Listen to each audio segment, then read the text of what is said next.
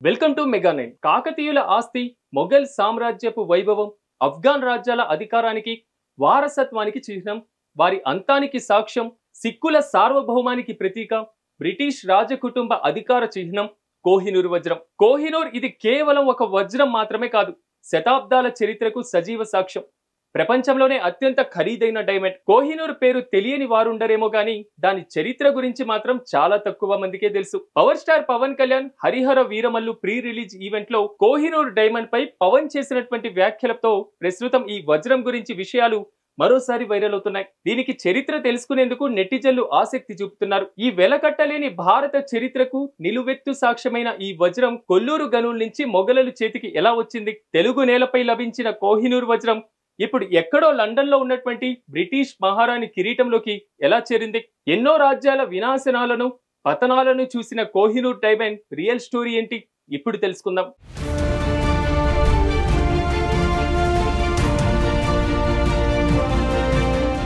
కోహినూర్ వజ్రం care of address Andhra Pradesh లోని పల్నాడు జిల్లా బెల్లంకొండ మండలంలోని కొల్లూరు గనులలో ఈ వజ్రం దొరికిందని చరిత్రకారులు చెప్తారు. ఒకప్పుడు భారతదేశంలో అతి విలువైనటువంటి వజ్రాలు ఈ గనుల్లోనే లభించేవి. 19వ శతాబ్దం వరకు ఇక్కడ వజ్రాల వేట విస్తృతంగా కొనసాగేది. అయితే ఇప్పుడు ఆ ప్రాంతంలో పులిచింతల ప్రాజెక్టులో భాగమై మునిగిపోయింది. కాకతీయ సామ్రాజ్య కాలంలో కొల్లూరు గనుల్లో దొరికినటువంటి భారీ వజ్రం గురించి ఆనాటి రాతల్లో ఉంది. కోహినూరు మొదట యజమానులు కాకతీయులేనని చరిత్రకారులు చెప్తున్నారు. ఆ కాలంలో ఆ వజ్రమే వారి కుల దేవతగా ఉండేదంట. ఇక వరంగల్లో ఉన్నటువంటి భద్రకాళి అమ్మవారి ఆలయంలో అలంకరణగా కోహినూరు వజ్రం ఉండేదంటారు మరికొంతమంది. ఇంకొందరు అమ్మవారికి ఎడమ కన్నుగా ఉండేదని చెప్తూ ఉంటారు. ఇలా ఇన్ని ఊహాగానాలు ఈ వజ్రం చుట్టూ తిరుగుతున్నాయి.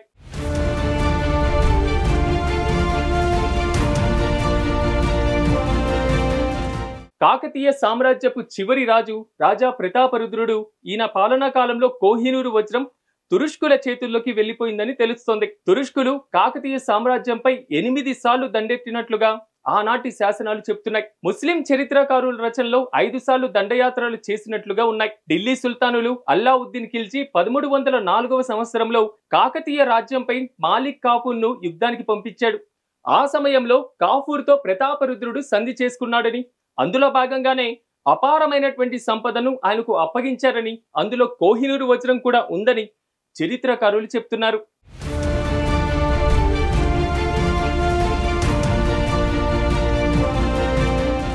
పద్నాలుగవ శతాబ్దం మొదలు నుంచి ఖిల్జీ రాజుల దగ్గరే ఈ వజ్రం ఉండేదట. ఆ తర్వాత 1526లో ఇబ్రహీం లోడిని మొఘల్ రాజు బాబర్ ఓడించి ఈ వజ్రాన్ని చేజిక్కించుకున్నారట. ఈ వజ్రాన్ని సుల్తాన్ ఇబ్రహీం లోడి బహుమతిగా ఇచ్చారని బాబర్ నామాలో బాబరే ప్రత్యేకంగా రాశారు. ప్రపంచం మొత్తం మీద ఒక్కరోజు ఉత్పత్తి అయ్యేటువంటి సంపద కోహినూర్ వజ్రంతో సమానమని ఆనాడే బాబర్ తెలిపారంట. ఇక ఈ వజ్రం విలువ ఏ పాటిదో అర్థం చేసుకోవచ్చు. బాబర్ తర్వాత కోహినూర్ డైమండ్ తాజ్ మహల్ నిర్మించినటువంటి షాజహాన్ చేతికి చేరింది. షాజహాన్ ఈ వజ్రాన్ని తన నెమలి సింహాసనంలో పొందుపరిచారట. ఢిల్లీ ఎర్రకోటలోని దివాన్ ఈ ఖాస్ ఈ నెమలి సింహాసనాన్ని ఏర్పాటు చేశారు. ఆనాడు మొఘలులు ప్రపంచంలోనే అత్యంత ధనవంతులుగా ఉండేవారు. అలా ఆ డైమండ్ బాబర్ నుండి మొఘల్ చక్రవర్తులైన హుమాయూన్, షాజహాన్, ఔరంగజేబ్ వంటి చేతులు మారుతూ వచ్చింది.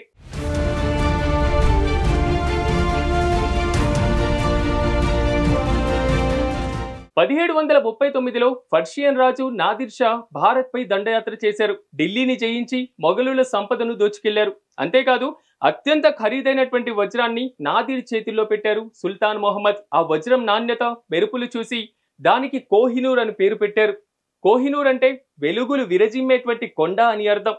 అంతకు ముందు వరకు ఈ వజ్రానికి శవంతకమణి అని పిలిచేవారట. ఇక ద్వాపర యుగంలో సత్యభామ తండ్రి దగ్గర ఉన్నటువంటి మణి ఇదేనని కొంతమంది చెప్తూ ఉంటారు. కోహినూర్ ను ఎత్తుకెళ్లినటువంటి నాదిర్ షా తన బంగారు సింహాసనంలో ఈ వజ్రాన్ని చేర్చారని అంటారు. ఆ తర్వాత 1747లో నాదిర్ షాను దారుణంగా చంపేశారు. అప్పుడు కోహినూర్ వజ్రం నాదిర్ షా జనరల్స్ లో ఒకడైన అహ్మద్ షా దుర్రానికి చేతిలోకి వెళ్ళింది. ఇక ఆఫ్ఘనిస్తాన్ లో దుర్రాని సామ్రాజ్యాన్ని స్థాపించింది అహ్మద్ షా దుర్రానియే. ఇక్కడ దాదాపు 70 ఏళ్ల పాటు కోహినూర్ వజ్రం ఉంది.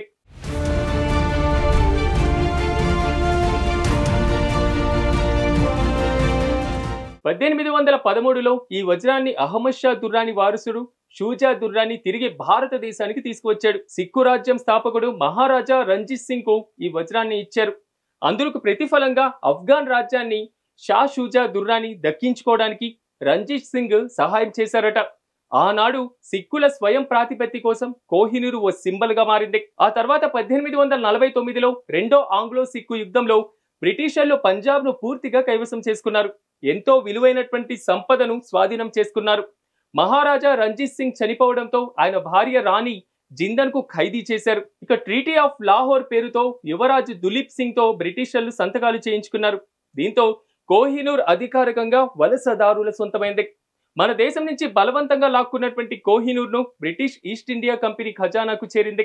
అక్కడి నుంచి ఇంగ్లాండ్ కు వెళ్ళింది. మన దేశం నుంచి కోహినూర్ ను లండన్ కు తీసుకువెళ్లేటువంటి క్రమంలో ఎన్నో విచిత్రమైనటువంటి సంఘటనలు జరిగాయని చరిత్ర చెప్తుంది. భారీ నౌకలో వెళ్తున్నటువంటి సిబ్బందికి కలరా వచ్చిందట. దీని ప్రభావంతో ఎంతో మంది చనిపోయారట.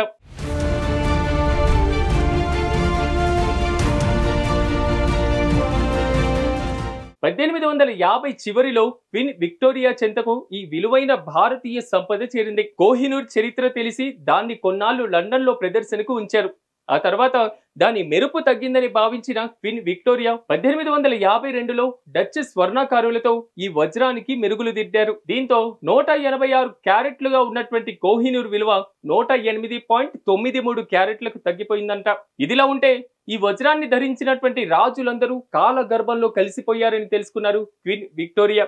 దీంతో తమ వారసులెవరు ఈ వజ్రాన్ని ధరించకుండా జాగ్రత్త పడ్డారు. అందుకోసం ఓ వీలునామా కూడా రాశారు. ఆ వీలునామాలో రాజులు ఈ వజ్రాన్ని ధరించవద్దని, ఒకవేళ రాజులు పాలిస్తుంటే కోహినూర్ ధరించేటువంటి హక్కు రాణులకు ఉంటుందని రాశారు. క్వీన్ విక్టోరియా మరణాంతరం కోహినూర్ ను కేవలం రాణులు మాత్రమే ధరించారు. Queen Alexandra, queen Mary, queen Elizabeth II వారి యొక్క కిరీటంలో కోహినూర్ ను ధరించారు. అయితే ఈ వజ్రం చుట్టూ ఉన్నటువంటి వివాదాలు, దౌత్యపరమైనటువంటి అంశాల నేపథ్యంలో కింగ్ చార్లెస్ పట్టాభిషేకం సమయంలో ఆయన భార్య క్వీన్ క్యామిలా ఈ కిరీటాన్ని ధరించలేదు.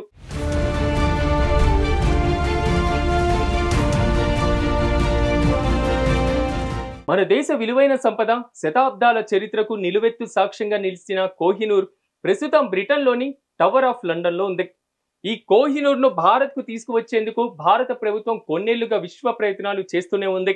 ఇదే క్రమంలో ఈ వజ్రం చుట్టూ ఎన్నో వివాదాలు అలుముకుంటున్నాయి. కోహినూర్ తమదేనని, తిరిగి ఇవ్వాలని భారత ప్రభుత్వం చేసినటువంటి విజ్ఞప్తి చేస్తుంటే దానిని తిరిగి ఇచ్చేందుకు బ్రిటిష్ ప్రభుత్వం నిరాకరిస్తుంది. ఇదిలా ఉంటే మరోపక్క కోహినూర్ మాదేనంటూ భారత్ తో పాటుగా ఇటు పాకిస్తాన్, అటు ఆఫ్ఘనిస్తాన్, ఇరాన్ కూడా వాదిస్తున్నాయి. కోహినూర్ వజ్రం తమ వారసత్వ హక్కు అని చెప్తున్నారు. మరి కోహినూర్ ఎవరి సొంతం?